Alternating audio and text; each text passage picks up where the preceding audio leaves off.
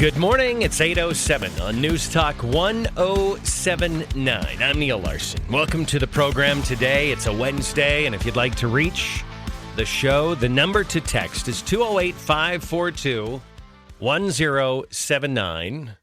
And this happened recently. This is not a media failure. This is a failure of the Democratic Party. And I just sort of the virtue signaling that some people have done to try to say that the media missed this story. They didn't miss this story. No. David Ignatius wrote, I just refuse to accept this stupid premise because it's a manufactured right-wing premise in order to stain the media. The media's got plenty of things to attack them for, and there are MSNBC and CNN and pundits that absolutely carried water for Joe Biden, but they're not journalists. They're former strategists that carried water for Joe Biden. The journalist, David Ignatius, wrote a very high-profile column in October of 23 saying, is he really running again? This doesn't seem like a good idea. People like me were promoting Dean Phillips' campaign because he was running Wall Street Journal did a bunch of coverage. So Okay, so you have, what's his face? Chuck Todd. He is asserting that this was not a media failure. The media did not fail the American public. This was the White House lying to the media. And he goes on to blame Kamala and Joe and Jill and all the people around. And I'm like, are you kidding me? I mean, the level of scrutiny that the mainstream press gives to Donald Trump, for instance, is exponential multiples of anything they did with Joe Biden. And if they dug a fraction as hard into the Biden administration, then they would have reported properly to the American people what was going on. It was absolutely a media failure. And you don't just trust the White House and what they tell you and then go, well, we just reported what they told us, but they were the ones lying. No, that's not what you do. If you're a reporter, you find the truth. And you assume that everybody's capable of lying to you. And you dig and you dig and you dig until you get to the truth. Now, the media is doing the opposite. They're digging and digging and digging and then lying about it. And it's yesterday, by the way, I don't want to focus on that. But I heard that this morning and I'm like, Chuck, you had a good day yesterday. You made a slam dunk point about how the Democrats and Democrat voters have not chosen the last three nominees. And they haven't. The elites chose Hillary Clinton. The elites chose Joe. And the elites chose Kamala Harris. It was an internal selection process. And if you're a Democrat primary voter in the last three big Democrat elections, you were ignored. Ignored. That's it. You were ignored. And that's, I think, part of the Democrats' a big problem here. And Chuck Todd should have just gone with that. You know what? Be a truth teller, Chuck. Don't go back to a narrative teller. Be a truth teller here. It absolutely was a massive media cover. And I think, too, this isn't just another story. I hope you understand that what we've seen happening in America is one of the biggest hoaxes, scandals, frauds that has been perpetrated. And it's all very complex. But the cover-up of Joe Biden's mental decline, books are now coming out about it. There will be documentaries. It will be in the history books. And when there's no more Joe Biden to protect, and there's no reason to protect Joe anymore because he doesn't have access to the political power that he used to have. So maybe the truth is going to come out fully. You were lied to by the people who were supposed to tell you the truth. In fact, you could look at the media and say, you have one job, and your one job is to tell the public the truth. And you did you worked very hard to do the opposite.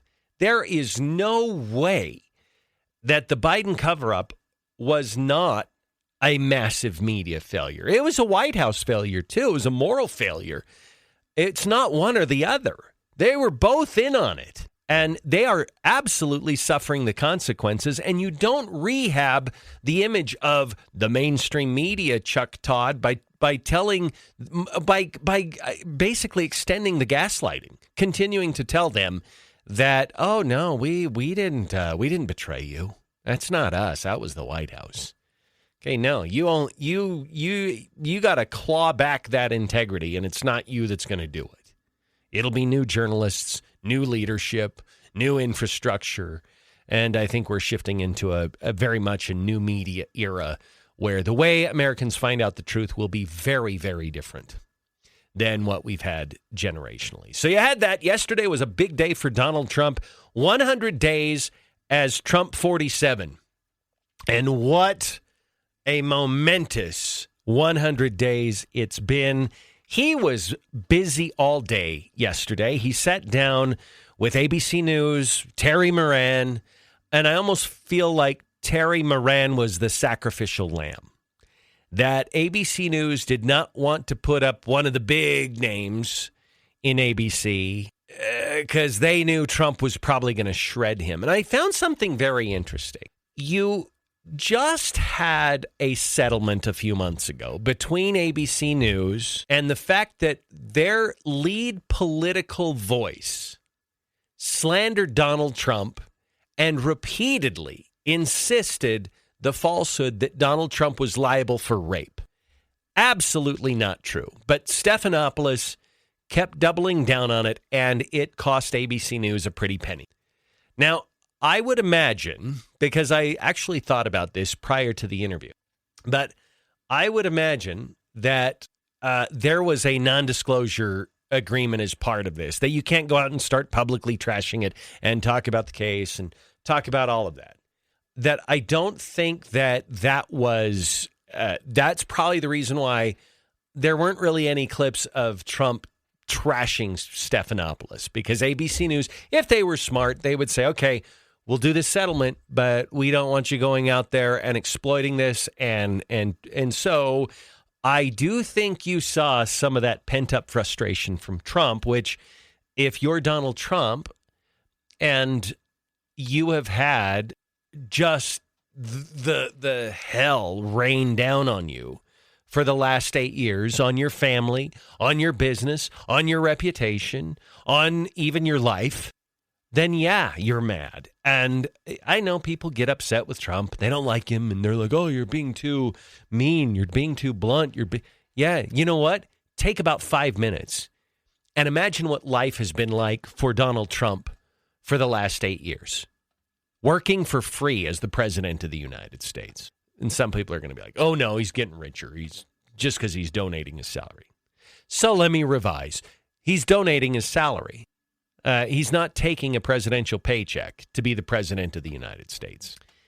And yet they continue to try to destroy, mischaracterize, gaslight, malign the reputation of Trump and not report the good things, over-report the negatives, and exaggerate it's just day in and day out. We interviewed Senator Crapo earlier this morning, and he referenced that the sheer amount of criticism, the tsunami of criticism that Donald Trump stands up to every single day.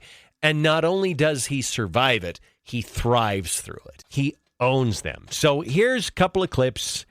And this was probably one of the, well, I'll just let you listen. Hey, they're giving you the big break of a lifetime. You know, you're doing the interview. I picked you because, frankly, I never heard of you, but that's okay. But I picked you, Terry, but you're not being very nice. He had MS-13 tattooed. We'll agree to disagree. I want to move on to something else. Terry. Okay, he wants to move on. Because you know why I think he wants to move on? There might be an element of, we're not going to arrive at any agreement here. I have my version, you have yours, we're not going to arrive. I think that one of the driving reasons why Terry Moran wanted to move on from it is because the media is losing this. The Democrats are losing this effort to stand up for a guy who, by any common sense measure, is a member of MS-13, violent past, drug past, here illegally. There are new documents out that the ex-husband of the woman that Abrego Garcia, I don't know if he was married or just connected with, expressed concern for his child's safety because the new guy is a gang member. Okay, now, if you are a journalist and you are trying to maintain that Kilmar Abrego Garcia is not a gang member, then you are not a journalist. If you continue to characterize Abrego Garcia as a gentleman, a Maryland man, a family man, you are not a journalist. You're a narrative peddler, but you're not a journalist. So here's another one. They talked about deporting 21 million illegals. Listen to this. The lawyers about that. All I can say is this. If you're going to have 21 million people, and if we have to get a lot of them out because they're criminals, we're going to have to act fast. We can't. Do you think we can give 21 million trials? Let's say each trial takes 2 weeks. Is that what you want us to do? The law is the law, sir. The law is the law. No, no. The law doesn't say anything about trials. No, not trials. Hearings. I said These hearings. people came in. They're not citizens. They came in illegally. They came into our country illegally. We have to get them out. There's a legal process for that. I can't. Sure, and we follow the legal process. I can't have a trial, a major trial for every person that came in illegally. We have thousands of murderers that came in. They're going to murder people. They already have murdered people in our country. Right, so we have to get them out, and we have to get them out fast. Really bad guys, but in our country, even bad guys get due process, right? If people. Okay, this is another one of those situations. And Bill Barr talked about this yesterday. And I think it was actually Monday, but we had the clip yesterday where he made it very clear. Maybe we had it Monday. Let me see if I can find the clip for you. But he talked about this where there is due process, and it's not the same. If I went out and robbed a bank, I'm an American citizen. I go out and, no, I didn't rob the bank. I allegedly robbed the bank. Even the reporting on it, we take care to protect the idea that someone is innocent until proven guilty. I get due process. Now, if they have me on camera and you have multiple witnesses that can identify me at the scene, yeah, I'm going to be arrested. I'm going to be detained. I'm going to have to go to some hearings, and there may be a trial. I would go through a full criminal due process. In the United States of America, when it comes to due process for deportation, it's very different than due process for incarceration. Due process for deportation means you go back to your country. You'll still have your freedom. You'll still have all the things that you need, your mobility, your freedom, your access to your home, and whatever an average free person has access to. You don't lose that. So the due process standard for that is far different than the due process standard for Neal the bank robber.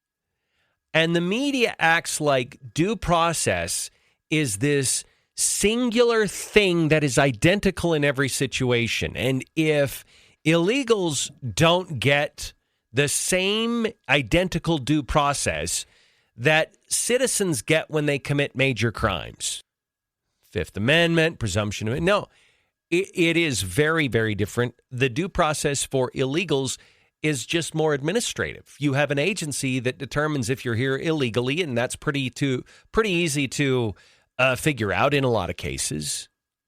They're not sending you to jail. They're just putting you on a plane. If you're near the border, maybe a bus. I don't know how they get them back home, but they just say, you're going back home. You just can't stay. It's very different, but yet they use these Jedi mind tricks and these little buzzwords that create this psyop. They're like, well, there's being denied due process. Well, no, not really, because they're not given the same due process. It's very, very different. All right, we're going to break. We'll come back. There's an interesting case before the Supreme Court of the United States. It's out of Oklahoma, and it does not identically match up with Idaho's school choice, but they rhyme. There's a lot of similarities between the two, and we'll talk about it. Coming up, it's 8:23. All right, 8:27 on News Talk 107.9. It's Neil Larson along with Julie Mason. So, Julie, interesting story. Supreme Court is taking up a case out of Oklahoma. Mm-hmm. And this involves a Catholic charter school. And the U.S. Supreme Court will hear arguments today in the case of a Catholic charter school in Oklahoma that is seeking the support of public funds. So apparently a private school can get a charter which entitles it to public money. So the structure is a little bit different, but I think the principle is the same thing. Public tax dollars flowing to private religious schools. Right. St. Isidore of Seville Catholic Virtual School will be the nation's first religious charter school, setting a precedent sure to be capitalized on by other religious institutions. Both the Oklahoma Supreme Court and the Oklahoma Attorney General, Gentner Drummond, a Republican, have argued funding the school is unconstitutional. Oklahoma Governor Kevin Stitt, also a Republican, argues the First Amendment allows funding for the school. For Wednesday's Supreme Court hearing, the St. Isidore case has been consolidated with the Oklahoma statewide charter school board, another similar case. Senators James Lankford, Josh Hawley, Kevin Kramer, Ted Budd, and Ted Cruz filed an amicus brief to the U.S. Supreme Court supporting the school. In the brief, the Republican senators flipped Drummond's First Amendment argument on the Attorney General, arguing Oklahoma violated the First Amendment by denying St. Isidore a charter because it's a religious school. And Stitt's office said it's no secret that parents want to educate their children in line with their values, and a public good shouldn't be denied to anyone based on their religion. The outcome of this case will be revolutionary for religious liberty and education freedom. Oklahoma is at the forefront.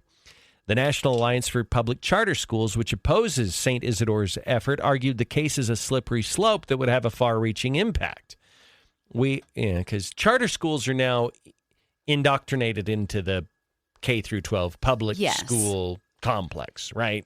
Well, that's because they've become so reliant on government money. Yes. That's how you get indoctrinated. Yes. Yeah. So they said, we strongly believe the Supreme Court should maintain that charter schools are public, which is based on 30 years of law. To allow a religious charter school, the court would be redefining charter schools as private, thereby putting charter school funding at significant risk and dramatically reducing access to school choice for millions of families across the country. I don't know if that flows, but okay. So the Supreme Court, there was a case here. In 2020, Chief Justice John Roberts wrote in Espinoza versus Montana Department of Revenue, listen closely because this has Idaho implications. A state need not subsidize private education, but once a state decides to do so, it cannot disqualify some private schools solely because they are religious.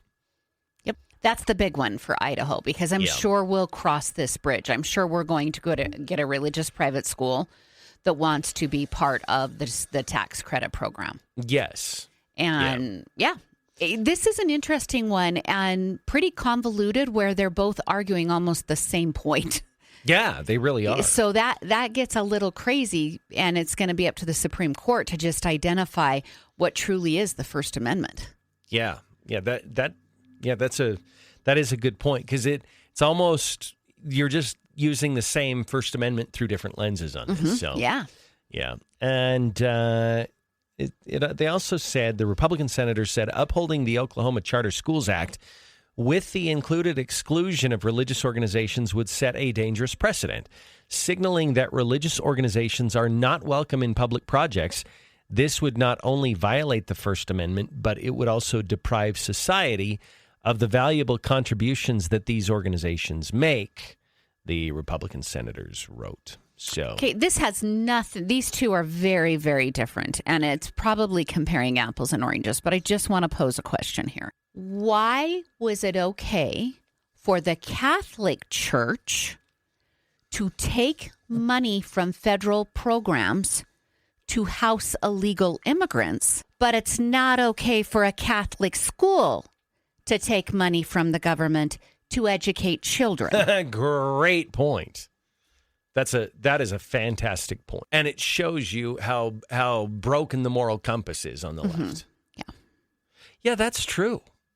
So they took money to serve a public good, or I don't know if housing illegals is a public good, but you know what I'm saying. A Biden enforced trauma. Yes. Yeah, it's a public function. And they can do that. But when you start talking about educating kids, oh no, that's a violation of church and state. Get your hands off my money. Yeah, that's yeah, good. I think, you know what I remember, Julie, because I heard the clip about 10 billion times when I was producing the documentary in advance of Prop 1 last year. And you had Jim Jones. Here comes the Jim Jones impersonation. Prop 1, it's going to be a game changer. Like, he's predicting this thing's going to pass wildly. It's going to change Idaho politics. And it failed 70-30. He's now predicting that because of the case out of Utah, that Idaho's going to lose this, that Labrador's going to lose it. No, we're not. I think the Supreme Court, because you have the Chief Justice saying, look, if you do this, and you can do this, you don't have to, but states can provide money to private schools. If you open that door, you cannot exclude religious schools from it. Right.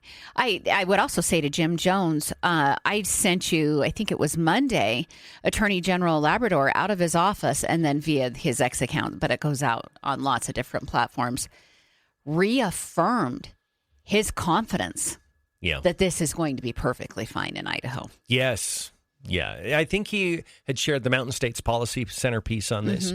Yeah. He's very confident about this. Yeah. And I think he should be. I think there's a... Can I also ask this? Because the way the opponents of House Bill 93 characterize that law, they're saying that the state is sending money to private schools. And I'm like, okay, you're sort of skipping a step here. The reason the money is going to the private school is because the parents are choosing that school. Right. The government is not saying, hey, let's arbitrarily send money to private religious schools or private schools. They're saying, parents, you have the primary responsibility for making choices about your child's education. Here's a tax credit that enables you to do that. And then the parents make the choice of what they want to do with that grant. And there are limits there. But one of their choices can be, I want to go to this private school or I want to go to this religious school. Government's not the one making the choice to send the dollars to the private schools. It's the parent using the tax credit to send their kid to the private school. Yeah, you actually use the word grant in there. I think that is a very easy and explainable way to look at this because there's similarities between the tax credit and the grants that the government gives. They hand them out like playing cards. Oh, you want one? You want one? Let's play Uno. Like, that's how grants are handed out. And the grant goes to a specific organization. And then the organization usually has guardrails. Yeah. But they use the grant to benefit the organization. This is nothing different. This is a parent applying for a tax credit from the state, and then they use that tax credit to pay for the education. That's the guardrail. The guardrail isn't private religious. The guardrail is pay for education. Yeah, it is. So, okay, can I ask the question another way? What if... let's say I get a tax refund. Is the grocery tax refundable? Oh, I don't know if it's a credit or if you can. I think it is. I think it's a refundable credit. Okay. What if I pay tithing on it? Yeah, that's going to a private religious organization. It's a tax credit, and I'm sending some of that money to my church. Is the left going to be upset because I decided to pay an offering to my church using, and you know what? It falls in line with groceries and feeding the poor. You might say, you know what? I got money back from the state as part of the grocery tax credit. I'm going to take $100 of that, and I'm giving it to my church because they are really, really good at helping people get the food and the basics that they need. Yeah. Functionally, ethically, how is that any different than getting an education tax credit and saying, I'm sending my kid to St. Lutheran's, whatever? Yeah, I don't think it's different because I think you have that barrier in there, and the recipient is actually the parent, not the school. Yeah. Now, the school does benefit secondarily, but the recipient of the government money is the parent, which I need to remind everybody, They put into the fund. Yeah. They're just deducting a portion of what they put into the fund. Yes. Yeah. Well, I remember, and it was we were on opposite sides of this, but we interviewed Dr. Jeffrey Thomas about this before House Bill 93 passed, because he was working diligently to defeat it. And one of the questions that I asked him that, quite frankly, he really did not have a good answer for, and I don't mean that as a slam on him. Disparaging. Yeah. There is no good answer for it, is, are you suggesting then that BYUI students should not be eligible for Pell Grants? Mm-hmm. Or the launch program. Subsidize the launch program. Yes, because that's state money. Pell Grant's federal, but it's the same idea. It's taxpayer money going to a family so they can spend it on private and even private religious education. Yeah. And he would even be the first to admit, I didn't have a good answer for that. Nobody has a good answer for that. Nobody opposing it has a good answer for that question. Because you don't want to be the person stepping up and denying launch money to kids going to BYU Idaho, or denying Pell Grants to kids going to BYU Idaho. Yeah. So they are silent on that issue, but it is functionally exactly the same. Isn't it crazy, too, that the same people can look at the launch program and go, oh, it's pristine, we love it, yay! And the tax credit is somehow the most evil attack on public education. As Wendy Horman sarcastically says, it is the end of Western civilization. That's how they act. Yeah. Yeah. You know what? I would put out there, in addition to my question, even though we've won the battle, you don't have to ask people this question anymore because we've won the battle. But I would tell them, why do you want to deny lower and middle income kids a private education? Mm-hmm. Nobody's going to have a good answer for that either. I think in that very same way, you ask the question, how is this different than launch money going to BYUI students? Mm-hmm. Yeah, it's not. It's not. It's the same exact thing. Mm-hmm. But you're right. It's like, I don't know how they navigate that. I'll be honest with you. I don't know. You and I had some concerns about the launch program simply because we think there needs to be a few more expectations and guardrails. And, it's designed to keep kids in Idaho, but there was no accountability to keep kids in Idaho. That's the problem we had. There wasn't a mechanism in there of accountability to achieve what they said they wanted to achieve with it. So that was our problem. We weren't fundamentally opposed to it. We're like, okay, education is a public virtue. We believe in public education. And now I do think we are constitutionally required in K through 12 in a way that we're not in post-secondary education. Mm-hmm. But it's more like philosophically, it's the same argument. Look, I have concerns about the school tax credit as well. Yeah. To pretend like we can look at any government program and go, I am 100% on board on that. You're just not being an honest person. Yeah. Because every program has a way to have a loophole in it. Yeah. Every program has some issues.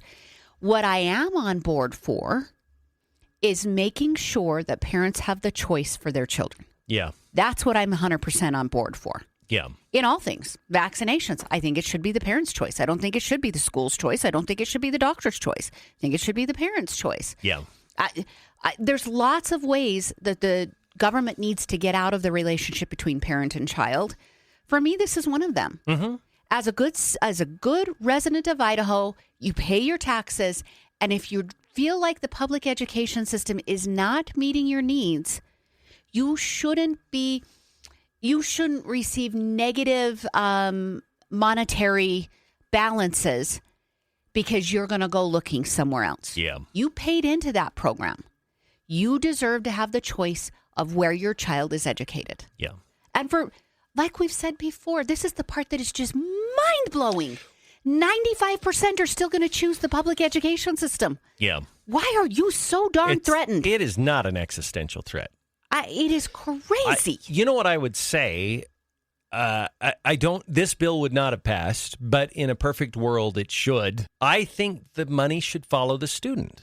Mm-hmm. Now, the only way they could get it passed was to create new money, because they didn't want to give the other side the talking point of you're bankrupting K through 12 to allow parents to put their kids in private school, which you're not, number one, you're not bankrupting anything. 95% are going to choose public school. Yeah, you're right. So, but that would be their talking point. Mm-hmm. So to insulate against that, Wendy Horman's bill said, okay, we'll just do a tax credit, and it doesn't subtract anything from the K through 12 budget. We'll allocate the same amount of money that we always have.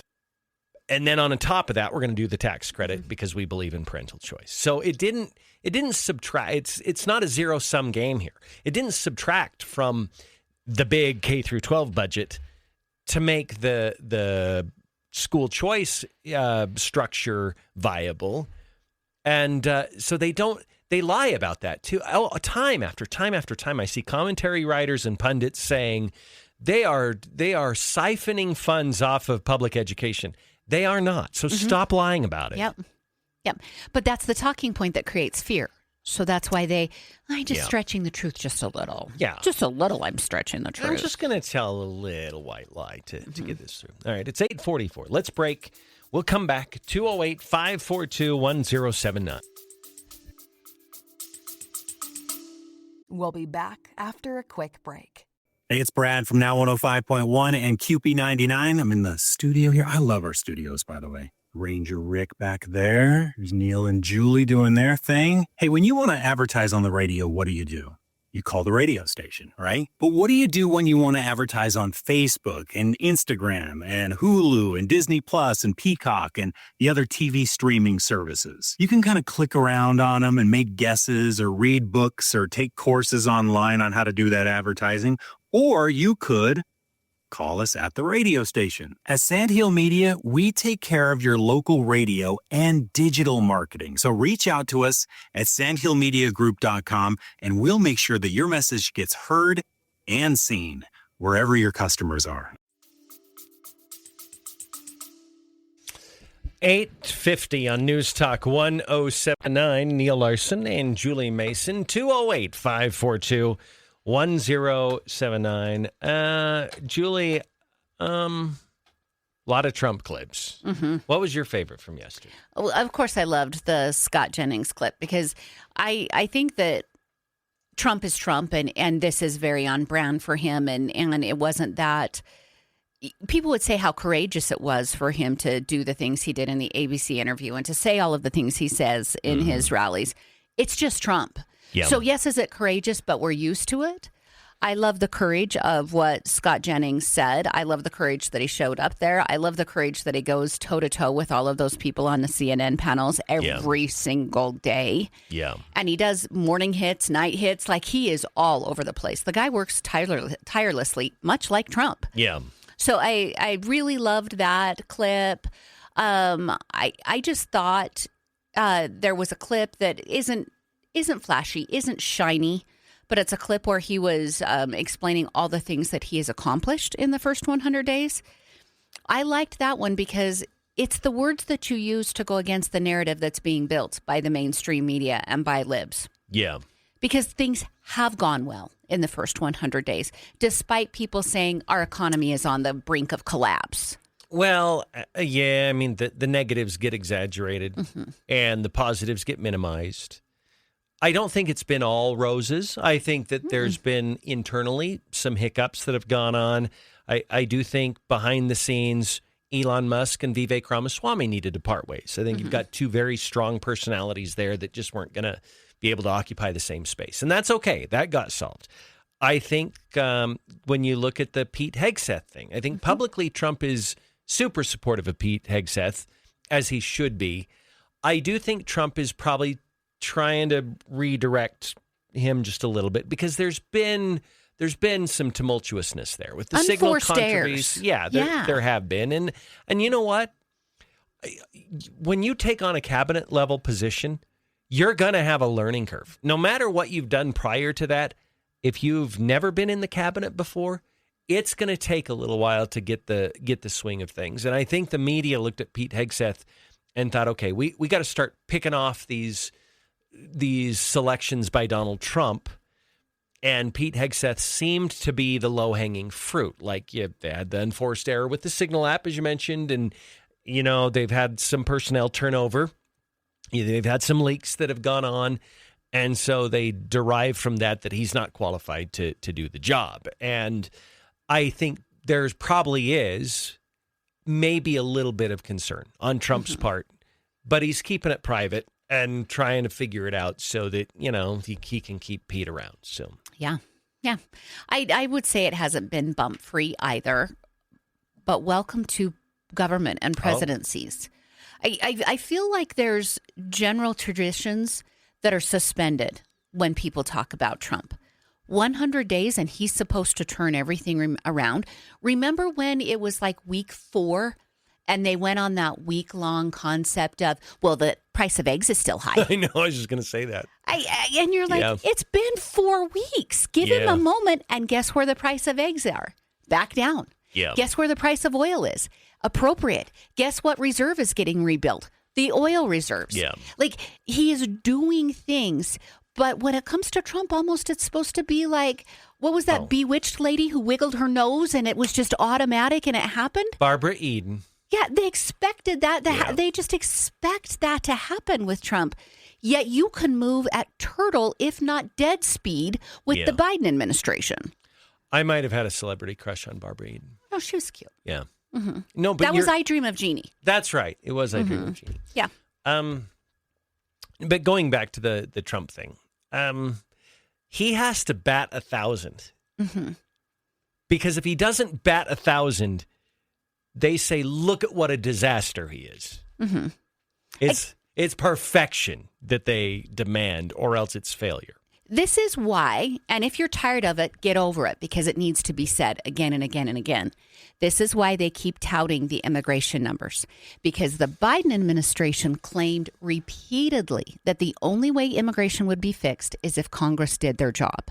And in reality, all you had to do was shore up the border with the current rules that exist, which is exactly what Trump did. He did not have to wait for a divided Congress to do anything.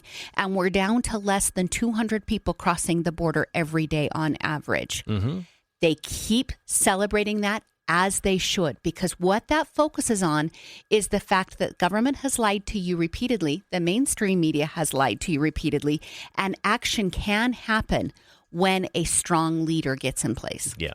And yes, and I would bet you that Donald Trump has done more in this 100 days than Joe Biden did of anything of consequential in his entire 4 years. Back after this, 8:55. All right. It is 8:59, hour 2 coming up. 9:07. Welcome back. It's hour 2. Neil Larson along with Julie Mason.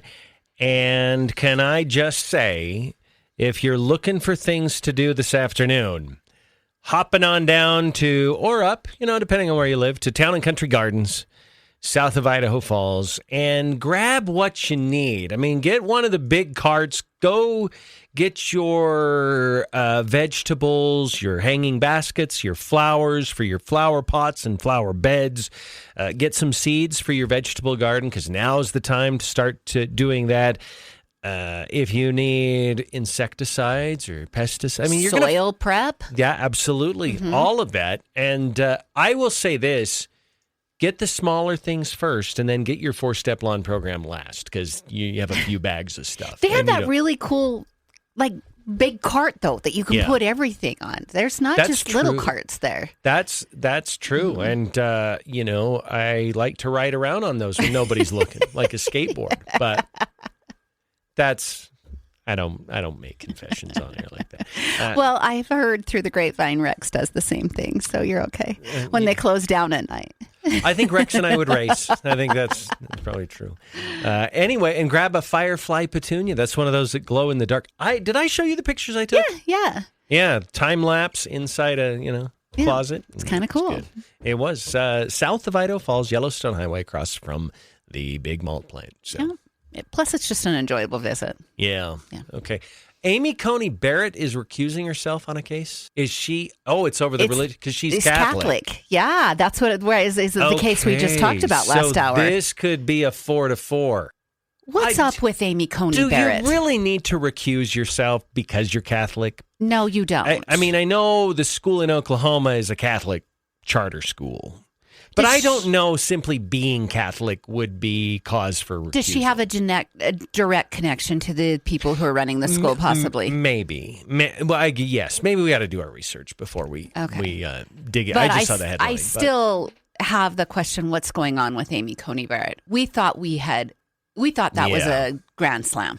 It hasn't been. Okay, can we, and I'm not going to make this accusation against Amy Coney Barrett, but we could write a movie script. I feel like Chief Justice Roberts got compromised by something somewhere along the way. Republican appointed. It was Bush that appointed him.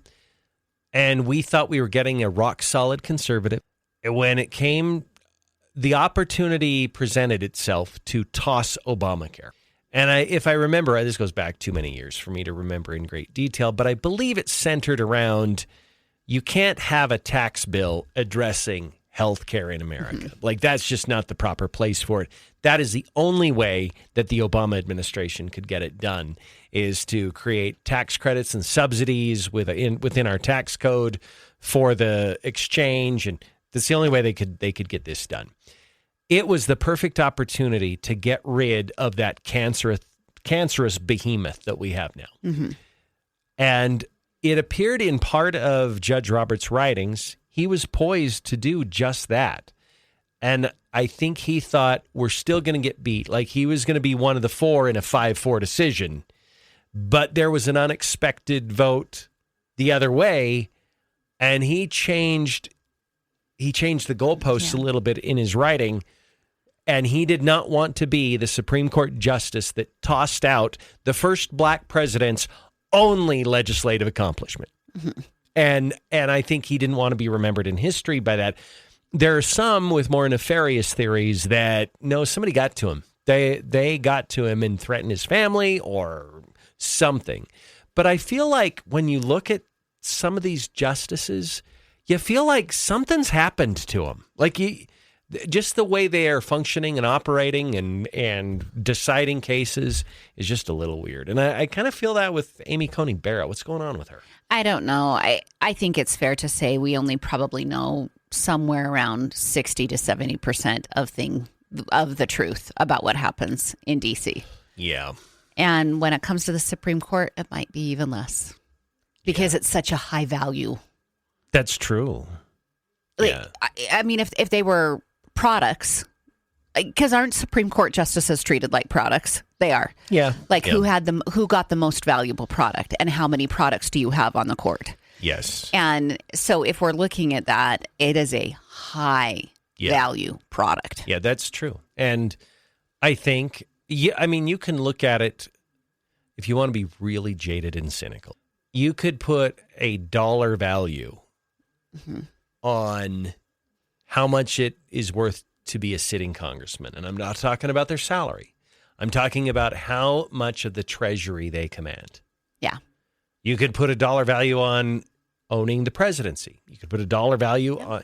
And so, are there forces out there that are gathering up assets in the form of government positions? You bet there are. You bet there are. Yeah. Yeah.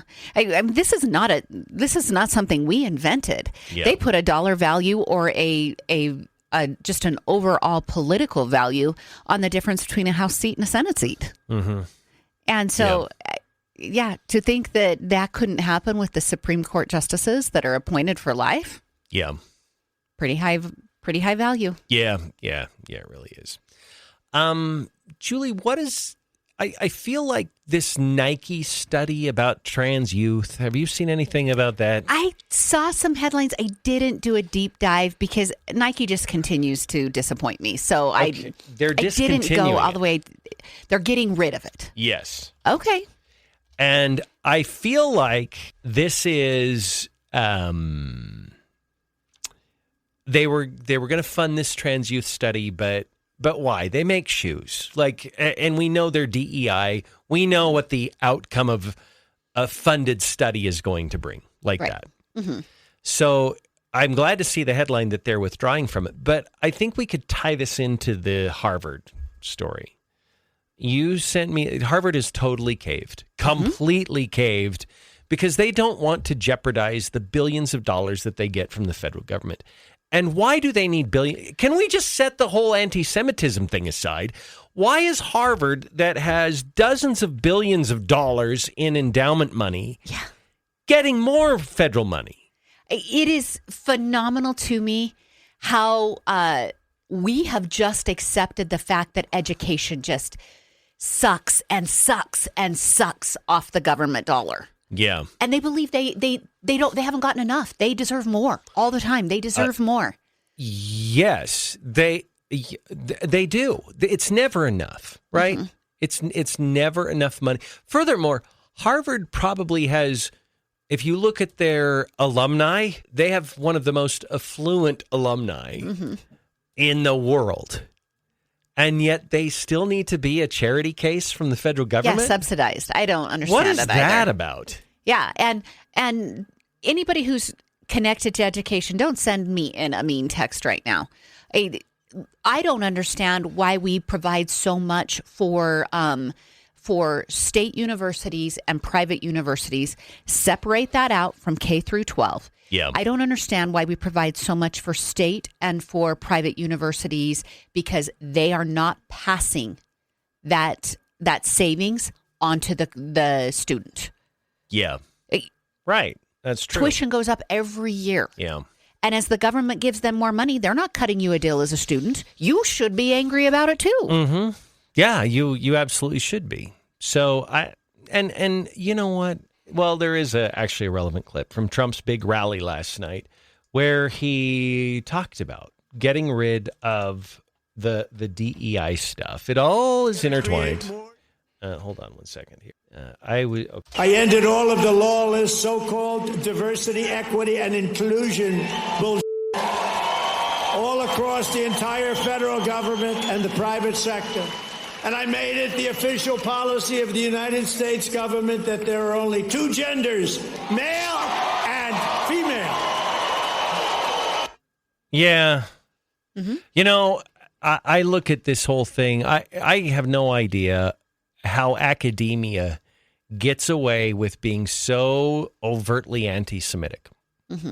And I don't, well, it's nuanced. No, First it's Amendment not. right. Yeah, no, it's not.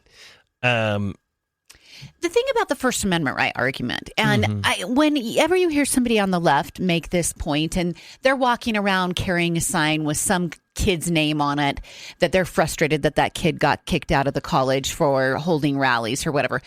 These protests and these rallies aren't just people standing on the steps of somewhere chanting, do the chant, the La-di-da, da-di-da, that one? That's not what's happening with these. Yeah. They're impeding the progress of Jewish students on campus. Yes. They're not letting them go to class. They're creating barriers. They're making it so fearful that these kids won't even walk campus. It's personal intimidation. Yes. Right at the line of illegality. That's not First Amendment right. No, it's not. It's not. But these universities are fostering that kind of. Although I think it is changing. Hopefully, because if their conscience won't stop them from doing that, a lack of funding will. Yeah, the almighty dollar has so much power. You know what? Lack of funding is a great artificial conscience. Right? I decided to do the right thing. Yes. ... Because you were going to take away my money. Thanks you. You know what? I look at my kids growing up. Not getting their allowance from time to time was a great substitute for good behavior. Have you ever pulled out okay, well, I don't need to pay for your cell phone anymore? Oh, absolutely. Yeah. That one was a regular. In fact, I will say sometimes I would get my kids something they really wanted, so I had that leverage. It's like now I've got something they treasure that I can take away. Yeah. And yeah. Sure, keep your phone. Yeah. Oh, but you'll take over the payment for the phone, and you're going to have to pay for the monthly payment. Yeah, but sure, that's have true. your phone. Go right ahead. Yeah. We can work this out. Yeah. Now, I don't know if that's the best parenting approach for me. Like, I'll get your phone only so I can control you. That's what the government does with people. But Yeah. All right. 208-542-1079. Someone said unemployment is 200%. This is our troll. Yeah. Okay. Are Trump's tariffs on or off now because he can't make up his mind? Maybe he doesn't know what he's doing? Question mark. So here's what I would say. Scott Bessent had a great quote a couple of days ago. He said, this is designed to be an environment of uncertainty. You never put on the table what you're not willing to do, where you're not willing to go. Mm-hmm.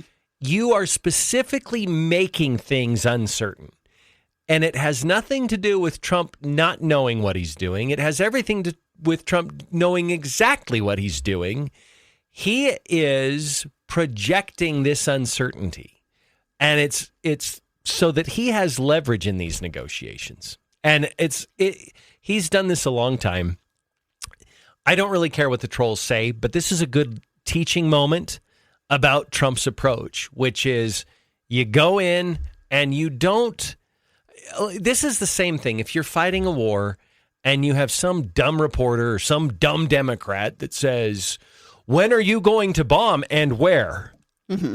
You don't give that away. Right. You let them know you're willing to bomb them, and you will if they stop doing this. You don't give them specifics. So this is that, but it's in a trade war. Give me 3 minutes and ChatGPT or Gemini or whatever AI source you want me to use. Give me 3 minutes. I bet I can find 100 audio clips of people questioning Elon Musk buying Twitter. Oh, absolutely you could. And look at how it turned out and how arrogant to believe that you can question the motives of the richest man in the world. Yeah. As if you know more than he does. Well, not only that, let's go back to the discussion about egg prices. I mean, it was in 2 minutes after Trump was inaugurated, they were screaming that the egg prices were still high. Yeah. And right after Elon bought Twitter, yeah, the stocks tanked and it went through a time of uncertainty, but took a little time, got things reordered, worked it out. And now Twitter is it's X now, but it's very, very vibrant. It's also profitable. It changed the landscape of the election. It absolutely did. And so I guess my reaction to this thinking, and I even think we have some Republicans now that are getting they're starting to wet their pants a little bit over Trump's tariff thing. How uncomfortable for them. I know, chafing, yeah. All of that. Google strategic uncertainty. And if you're willing to learn and not just married to Orange Man Bad, but if you're willing to learn, you might get some insight on why Trump's doing what Trump's doing. Yep. Yeah. So, I will, much like Senator Crapo said today, absolutely afford Trump more than 100 days. And by the way, it hasn't been 100 days since the tariffs have been imposed. Less. Yeah. Far less. So I don't think it's a sustainable argument to say, well, he doesn't even know what he's doing when we're 3 weeks into this tariff war, 4 weeks into this tariff war. Yeah. Wow. I know. That's a pretty high bar you're expecting. Speaking of strategic uncertainty, one of my favorite things that I would do as a dad when all my kids still lived at home was I would grab a little ball or a pillow or something, and I'm like, we're going to play the game of uncertainty, and I'd act like I was going to throw it at one of the kids, and they'd all be like, oh no, like they're anyway. It's uncertainty. If you know what you're going to do, but other people don't know what you're going to do, you have an advantage. Mm-hmm. That's what Trump's doing. He knows exactly what he's willing to do and not do, but he's not going to tell the world about it. So, have these people ever played poker? I mean, maybe just sit down and play a few hands of poker. Yeah. And see how every once in a while a person with a pair of threes takes the entire massive pot. Right. Yeah, because they know how to play this game. Yes. So I think we need to take a break. Or maybe we won't. We'll see. Okay. I can give them some insight. Yeah. Oh, he just reached for his mouse and now he's going to play the music. That doesn't mean anything, Julie. I might be playing solitaire on my other screen. It's the game of uncertainty, which was almost as fun as another game I used to play with my kids called involuntary yoga. When they were little. I'm like, okay, we're going to play involuntary yoga. And I'd grab them and I'd twist them up into a pretzel. And they laughed. They thought it was funny. And just the whole idea of involuntary yoga was super hilarious. So 924 on News Talk 1079. Yeah. Yeah, Glade has a great point. He said, compare that to Biden telling everyone the day of withdrawal from Afghanistan. Yeah, that's true. Actually setting it up so that those 13 soldiers could be killed. Yeah. Good point, Glade. Great point. Yeah. All right. What's going on? Any new news? New news? New? That is not what I wanted. Oh, shoot. 2 people fell at Bryce Canyon and they're dead. Inspiration Point. Oh, no. It's unusual for 2 people to fall. Oh, they both climbed over the railing near Inspiration Point. Oh. There was a railing there on purpose. I'm not judging the victims, but there was a railing there on purpose. Yeah. I mean, I was just there a few weeks ago. Inspiration Point, I think that's the end cul-de-sac of Bryce Canyon. There's that Rainbow Point. You could call it whatever you want, and I would be like, okay, I haven't been there in a hot minute. There is a hilarious headline on Drudge. Picture of Pete Hegseth, and it says, Jennifer Hegseth holds unorthodox role shaping Pentagon affairs. Jill Biden ran the cabinet meeting. They are so clueless. This is like when the media did the hit piece when Marco Rubio was running for Florida senator. Yeah. And they did an expose on Marco Rubio's wife getting speeding tickets. Remember that? All right, 928 on News Talk 1079. Julie, read the headline that you just saw on Drudge. Really quick. So it's in reference to Pete Hegseth. And the headline reads, hold please. Headline reads, Jennifer Hegseth holds unorthodox role shaping Pentagon affairs. And I said to Neal on the break, and Jill Biden ran a cabinet meeting in the last couple of months.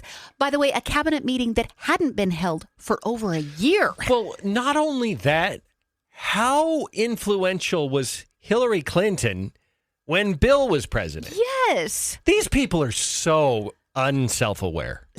And what is the story? Like, what is their threshold? I think you're supposed to be scared that we're already nervous about Pete, and now Jennifer has some control, too. But what are they saying Jennifer's doing inside the Pentagon? Mm-hmm. Like, is it she shared an opinion about, I think we should have casual Fridays? I mean, what is... They'd freak out over that. I'll tell you, it says, Jennifer made a request. Would the Defense Secretary's staff, she asked, edit and post a video to the Defense Department's social media accounts of his initial remark to reporters? So she asked them to post a video defending who Pete Hegseth is. Go back to the headline. The headline was, Jennifer Hegseth holds unorthodox role shaping Pentagon affairs. She asked a question? And they're saying she made a request that they post a video of Pete Hegseth's comments. And that's shaping the Pentagon? Sure. To them it is. These people are insane. They are insane, Julie. Yet the First Lady can run the first cabinet meeting in over 12 months. No, by the way, no constitutional authority whatsoever. Mm-hmm. And she runs the cabinet meeting. Yep. I was telling Julie off air, it reminds me of this is years ago when Marco Rubio, I think he was either running for Senate or he was just newly elected. And everyone was kind of afraid of him because he was a rising star and for good reason. Marco's been great. He's talented. I think it was the New York Times, did a hit piece on Marco Rubio, an expose on his wife's speeding tickets. Mm-hmm. Remember, they did the same thing with Ron DeSantis? They ran an expose on the fact that Ron DeSantis hasn't gotten wealthy as a politician. The corruption. I know. Isn't that a good thing? Yeah, that's right. I do remember that. Like, what's wrong with him? Yes. Why isn't he like all the other evil politicians? That is an unfair advantage. Allowing politicians to have integrity gives them an unfair advantage at the polls. And we're going to prove it to you. We can't be competitive with that. He needs to be corrupt like the rest of us. All right. 208-542-1079 if you'd like to join us on the program. Let's talk about steak. Sometimes I randomly like to talk about steak. No, it's not random. You like to do it several times a day. Just That's sitting true. there and all of a sudden, steak. Steak. Steak bites. Garlic. Beef steak. Cube steak. Steak. Ribs. Once in a while, I venture into grilling and dogs and not grilling dogs, but grilling hot dogs. See, ever since Cleveland, we can't say grilling dogs like that. It ruined that term. Said brats. And You can. It's part of the last segment. It's unsteady. They don't know what you're doing. that's true. They Yes, just don't know. It's the game of uncertainty. Is it a Chihuahua or is it a brat? Which one? Okay, we're not finishing that. We'll do it another time. All right, 9:32. Let's take a break. Let's take a break for the news. We'll come back after this. We'll press the reset button and continue. All righty. Oh, I'm in trouble again, or we're in trouble now. First, I allowed the fake ABC News to slam Trump, and now, how dare we run the propaganda every hour? Okay. I just very humbly and politely asked back to our troll, how can unemployment be 200%? Everybody doesn't have 2 jobs.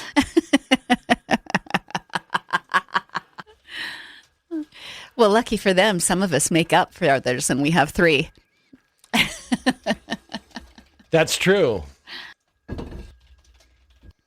Okay, I was searching to see if there was anything good. Let's go here.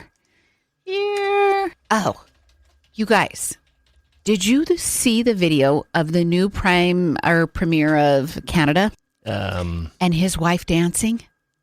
No. Is this the one that's questionably? No. This was from the party. Oh, yeah. I was Last thinking night. Okay. No, I didn't see that. Yeah. This was from the celebration party of him winning. Yeah. Everyone was comparing it to Tim Walz and his wife, Gwen. It's cringier than that. Okay. Yeah, I'm not going to go find She's really tall and thin. So she's got these spindly little arms. Yeah. And she's got her hands like this. And she's doing this weird rock and back forth thing, dancing. But it has no rhythm, it's almost like she's in the middle of a convulsion. Weird. You know what? I don't know what this is. There's subconscious things at play, but when the Biden White House had the big transgender party and it shows Kamala and the first gentleman was there, she was doing this. I was grossed out by it. Like I wanted to throw up. And I don't know why, because I don't think she's an unattractive woman, but that was just... Well, and she actually has rhythm. Yeah, she does. And I don't know why. It just absolutely grossed me out. I wanted to barf. Yeah. Maybe that's why this video is so jarring, is because you already have a profile in your head. Maybe so, yeah. Of who these people are, and then you see that. Okay, Julie, I can't. I don't know why you're engaging with him. I don't know. They said unemployment is 200% for the first 100 days. Trump is destroying us. I said, how can unemployment be 200%? Does absolutely everybody not have 2 jobs? That's me being snarky. And I said, or do twice as many people that exist not have a job? And they're like, well, unemployment was less than 5%. Now it's over 15%. That is a 200% increase in unemployment. It is not. I just looked it up. It's 4.2%. Oh, my goodness. This guy can't even do basic math. Oh, goodness. Okay, we're not engaging with him, but I'm fact-checking him. I just said the listed unemployment rate is 4.2% for March. Stop lying. Yeah. So you looked it up? Yeah. Yeah, that's what I was going there. I have heard 15 nowhere. And I promise I'm on news enough. That would be everywhere all day. Yes. If it were 15%. There's absolutely no way. We have a bona fide case of Trump derangement syndrome. Yes. Texting us. Oh, go ahead. It's sort of like the bearded lady at the carnival. Yeah. Like you don't want to look at it, but you kind of do. Everyone's asking, was it like the Elaine dance? It was worse. Oh, like really? Really weird. Right. 9:37 on News Talk 1079. Julie, I don't even think Common Core math could get it this wrong. We have a bona fide case of Trump derangement syndrome texting us right now. Unemployment is 200% for the first 100 days. Trump is destroying us.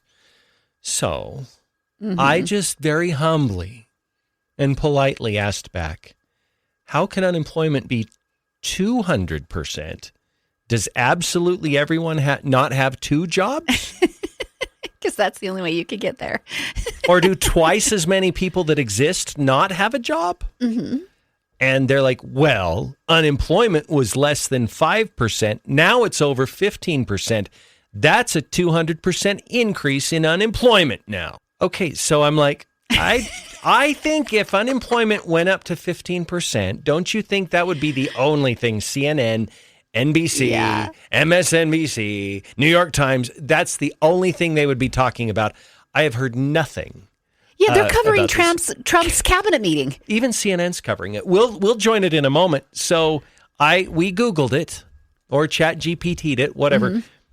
Right now, the listed unemployment rate for March is 4.2%. It's manageable. Uh-huh. And it's come up a little bit under Trump, which is understandable. We knew there was going to be some rough water. We cut jobs. I don't even know what they're saying is 15%. Yeah.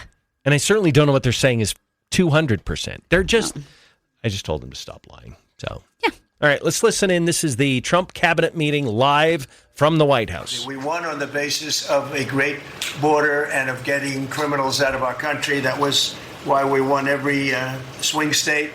We won by millions of votes. We won everything. Every metric we won by a lot. It was a massive victory. And we won, I think, largely because of this issue. I put this issue as number one issue. And they don't want us to do what we're supposed to do. And I don't think that can be. I hope the Supreme Court is going to fully understand what's going on. We have to get the criminals out of our country. And that's the basis under which we won the election. Core GDP, and this is, you probably saw some numbers today. And I have to start off by saying that's Biden. That's not Trump, because we came in on January, this is quarterly numbers. And we came in and I was very against everything that Biden was doing in terms of the economy, destroying our country in so many ways. Not only at the border was more obvious, but we took over his mess in so many different ways. Core GDP, removing distortions from imports, inventories, and government spending, was up plus 3% when you add it. We had numbers that despite what we were handed, we turned them around, and we were getting them really turned around. Gross domestic investment was a whopping 22%. Now, that is a number that people are coming in at numbers. For instance, I just walked in, I heard Samsung is now, because of the tariffs, they're going to build massive facilities in the United States. If we didn't do the tariffs, they wouldn't be doing that. So it takes a little while to get those facilities built, but they're coming in with big numbers. They're all coming in with big numbers. We have more money being spent than at any time in the history of our country. We're up to close to $8 trillion, I think I can say. And really, it's going to be a lot higher than that. Those are just the ones that we know about. 8 trillion. I'm not going to say, but I'm not sure if Biden did $1 trillion for 4 years, 1 trillion. But we're at 8 trillion for 2 months, because let's give us a pass on the first month. We were sort of getting a little bit used to things, right? But after 2 months, we have $8 trillion. There's never been a number like that. And that includes chip companies, car companies, every form of manufacturing, high-tech companies. Nobody's ever seen anything like it. So $8 trillion. I can talk about gross domestic product, gross domestic investment. I can talk about a lot of things, but to me, the biggest numbers, the kind of numbers that are, and these people are coming in. Our Secretary of Commerce spent the weekend. He went down to Arizona to see what was happening with the biggest chip company in the world. And he said, Howard, you said you've never seen anything like it. You want to just describe what you saw? So they're investing $165 billion in 1,100 acres in Arizona, and they're building the highest tech chip manufacturing, semiconductors, and 4,000 employees.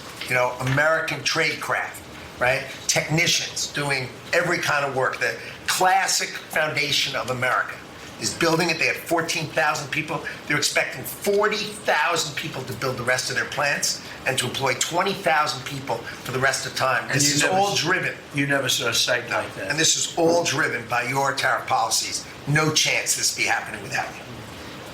It's going to be about 40% of the chip market from that one section. And this is the biggest chip maker. They have 99% of the market. They come from Taiwan. And unlike the CHIP Act, which was done by Biden, where they hand everybody billions of dollars, the thing they don't need is money. They got plenty of money. What they need is an incentive to come in. And the tariffs, they're building because of the tariffs. Without the tariffs, and I like to say they're building because of November 5th, the election, and the tariffs. But I'm going to be a little more blunt. They're building because of the tariffs, and November 5th gave them the tariffs. So it's amazing when you look. And these are not companies that go out and say, well, we're going to build, we have to go get our financing. Let's go. Like we would, in New York, everybody would look, you get a building site, and then you'd look around for money, you'd look around for financing for 6 months, you'd get your financing. You'd build your building, the market would be good, you'd make money, the market would be bad, it wouldn't be so pretty, you'd have to negotiate, This is different. These people have so much money, they don't know what to do. I asked Howard, did they finance it? No, they do it through cash. And they say that site, and they just started, they just announced it like a month ago, and they've already started. He said, I've never seen a site like it so big.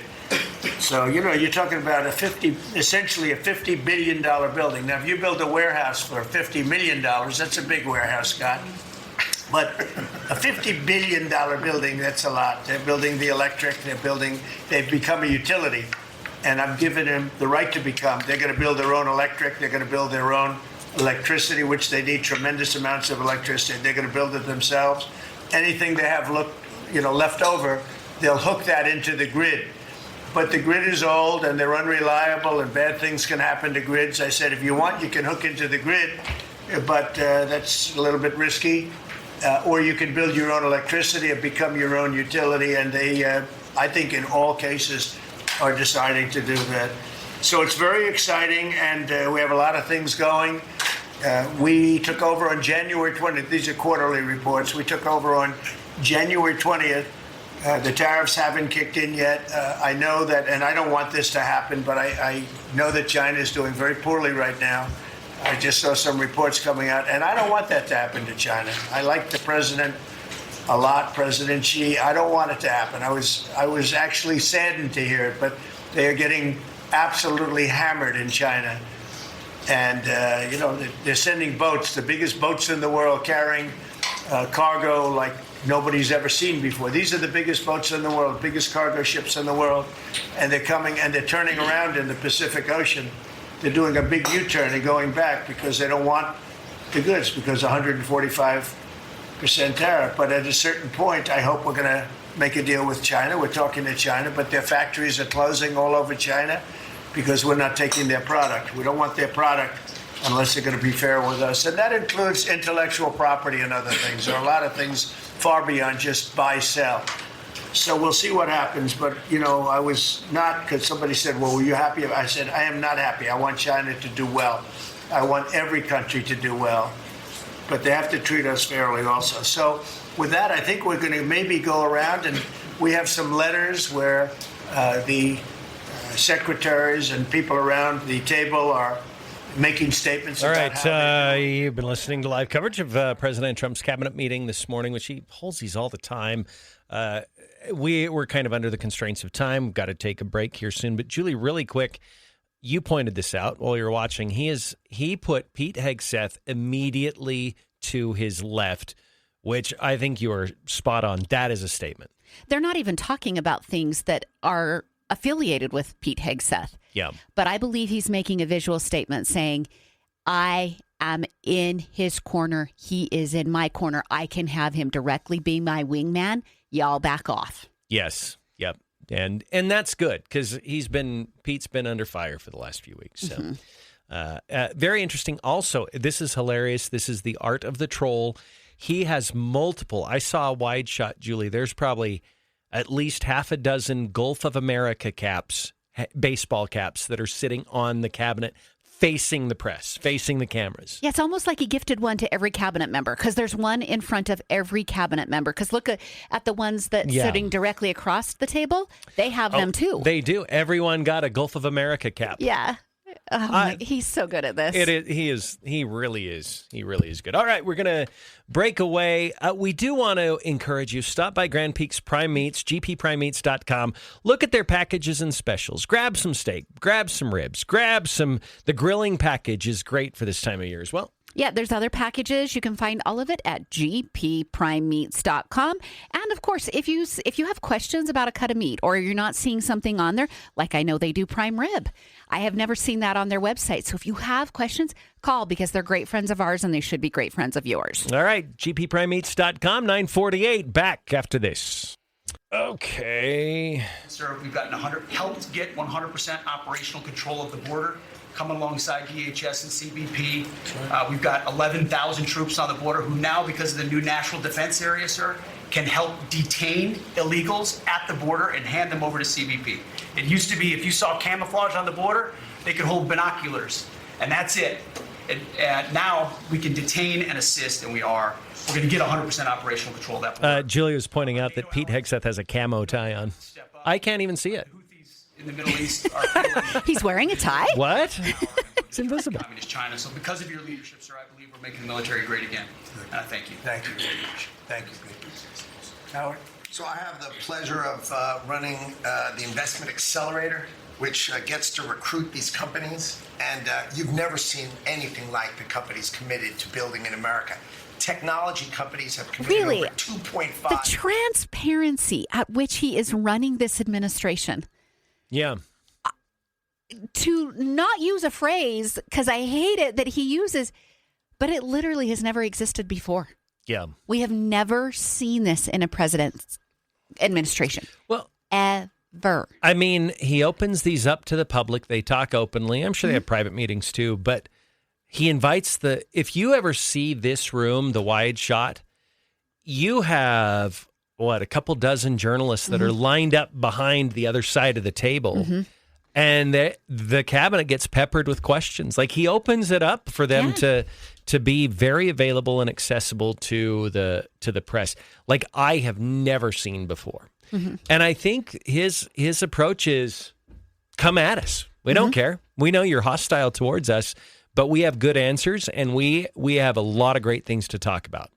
Also, almost all of them are so excited when they talk about their positions and what's happening. Yeah. They get really excited.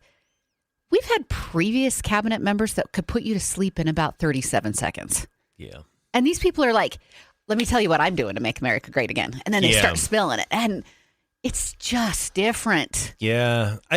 Trump has this way where you look up and down the table, all these faces are familiar.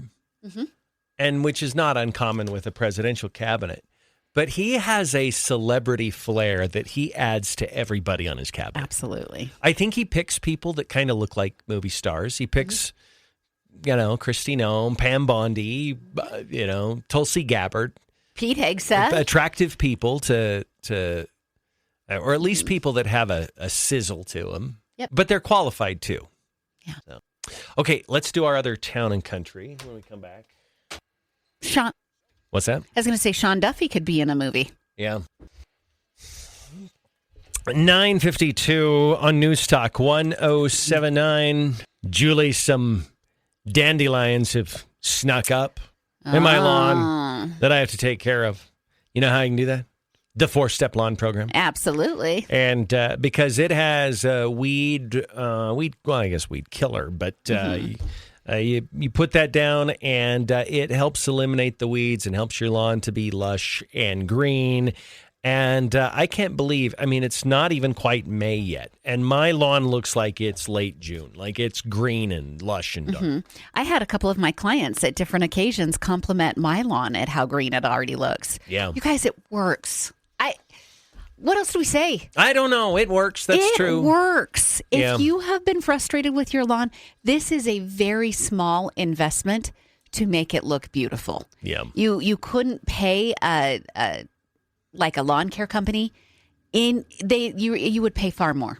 Yes, you and would. I'm going to say you probably wouldn't get these results. It's for average lawns, it may be a couple $100 for the whole year, but it's 4 applications. If you have a lawn, fertilizer spreader, whatever, you can do it in a few minutes each step. So it's not a huge time investment at all. And you set the alarms on your phone, if that's how you work, or put it on your calendar, whatever, as a reminder. And humates are down in March and April, but you can put them on late if you need to. June, July is the second application of lawn fertilizer and lawn food. And then I believe August, September is the third, and October, November is the winterizer. It's the winterizer. It's that easy. It's easy. Yeah, and you get a deal if you buy all 4 steps at the same time. So visit Town and Country Gardens, south of Idaho Falls, across from the malt plant. They're right there on Yellowstone Highway. Okay, should we go back to the cabinet meeting here? Or do you have any thoughts before we pop back in for a minute? No. What I said on the break is just how excited these members are. This is not a dull, I'm kind of half asleep meeting. They're so excited to talk about the things that they're involved in. Yeah, they really are. There's just an energy to them. Maybe. We will, yeah. Okay. A third grade student would know it doesn't work. You can't work. And they wasted tens of billions of dollars. But we want to put a brand new air traffic control system in, and you might want to describe that, please. You and I have talked about this. It's a state-of-the-art system, envy of the world. Listen, our system is safe, but you would have hoped someone would have seen that there's a problem with fixed-wing aircraft and helicopters coming in at DCA. Someone should have seen that before we lost almost 70 lives. It's our job to look and see that we have an aging infrastructure around air traffic control. And so if we don't build a brand new system, there's going to be failures and people will lose their lives. And so we need the help of Congress to help fund this, but it's going to be all brand new. And after you build a brand new system, we have the bedrock and the foundation to actually build on top of it. But no one has done this, Mr. President. There's Band-Aid fixes that have happened over the course of 20 years. You can't have a Band-Aid fix. It doesn't get done. It has to be brand new. The technology, it looks like it's out of a 1980s movie. Old computers, floppy disks. We're using copper wires, not fiber. So there are great solutions we have available that, by the way, if everyone's sick of their delayed flights or their canceled flights, we have more capacity in the airspace. And if we build this brand new system, what you'll have is more efficiency in the airspace, and it will be safer. So the economy will be stronger. We can have more flights and less delays. So I appreciate your support on that, Mr. President. Rebuilding that is very important. You wouldn't have had the helicopter crashing into the plane at 400 feet up when it's supposed to be 200 feet. Right. That would have, bells and whistles would have been gone over, and you would have heard the screaming equipment saying there's a problem coming up in 15 seconds. You got to do something about it right now. And it would have also sent the word right into the helicopter because I guess you'll be doing the full report on that. But it was pretty obvious what happened. Right. And there was supposed to be at 200 feet. They were at 400 feet, and a terrible thing. And that wouldn't have happened if we had the right equipment. If we had the right equipment, you would have heard bells and whistles going off, and it would have alerted them long before that would have happened. 2 minutes before, they would have had a lot of time. So we have to do. All right. Of course, Sean Duffy weighing in on the FAA. Mm-hmm. Yeah, they've got a few issues they need to. Yeah. You know what? It's interesting, just in the last couple of minutes that we have here, Julie. The IRS has had the same issue where their computer infrastructure is like 30 years old. Ancient. Like they're still using like MS-DOS type stuff. And I thought, how do you find money to hire 87,000 new IRS agents? but you don't pop into Best Buy and update your computers. I mean, how does that happen? I don't know. And how do we send money to so many foreign countries like we do? And a critical part of our monetary infrastructure is operating, well, archaically. There's not another word for it. When we have the technology we have, that's archaic. Yeah. Now, if the system that confiscates money from us goes down, I'm not that heartbroken. But the systems that keep us safe when we fly, that's super Big important. deal. Yeah. Anyway, so, I think we've got the first 100 days in the rearview mirror. And in our last minute here, Julie, I would just say these have been about the most amazing 100 consecutive days that I've ever seen in American history. Is that overstating it? No, the speed, the way, the transparency, the innovation, the willingness to review, the willingness to accept that, guess what? Just because it's done that way for the last 40 years doesn't mean it's the right way anymore. Yeah. That has been different, not even in the 100 days, but in the way the campaigns were run. Yeah. Yeah, it's true. I mean, everything has changed dramatically. Everyone, have a wonderful Wednesday. That's going to do it for Julie and me. Clay and Buck are up next, and we'll see you tomorrow.